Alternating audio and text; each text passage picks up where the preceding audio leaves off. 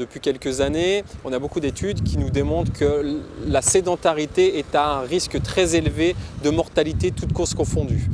Donc on s'est rendu compte que plus nous faisons de l'activité physique, plus l'impact sur la mortalité est important. Nous avons de moins en moins de décès. Donc promouvoir l'activité physique chez les personnes âgées est vraiment un but d'enjeu de santé publique très important.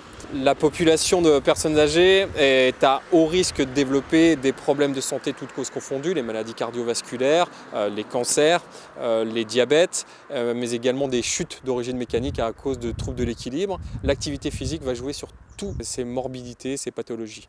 Donc la promotion est vraiment très importante. Officiellement, sur l'Organisme mondial de la santé, on a une recommandation de 150 minutes d'activité physique à intensité modérée, c'est-à-dire capable de parler mais pas de chanter, par tranche de 10 minutes. Dans les dernières études que nous avons eues, on se rend compte que même à partir de 90 minutes par semaine, c'est déjà efficace, et même des tranches inférieures à 10 minutes en a également un bénéfice pour la santé. Le but étant vraiment de lutter, encore une fois, contre la sédentarité. Il faut bouger. Dans la population des personnes âgées, il y a cette activité-là d'endurance, on va dire, pour améliorer le cardio, tout ce qui est bénéfice d'un point de vue cardiovasculaire, mais on a également, comme je vous ai dit, des risques de chute. Donc il faut travailler également sur l'équilibre chez les personnes âgées. Donc c'est recommandé d'avoir 1 à 2 séances de travail d'équilibre, et également le risque étant la perte de masse musculaire, donc des exercices de renforcement musculaire 1 à 2 fois par semaine est également recommandé. À l'heure actuelle, on parle d'activité physique santé, c'est comme un médicament. Ça a une posologie qu'il faut respecter, qu'on peut adapter à tout moment. Toutes les recommandations vont dans le même sens. Dans la prise en charge en premier de l'hypertension, du diabète, des maladies cardiovasculaires, dans tous les cas, on propose une activité physique.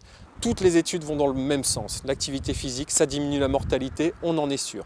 Toutes les populations confondues. L'activité physique permet de faire aussi bien, voire mieux que les médicaments sur le traitement de l'hypertension artérielle, ainsi que sur les maladies de type insuffisance cardiaque. Ça marche très bien. Aucun médicament n'arrivera à faire mieux que l'activité physique.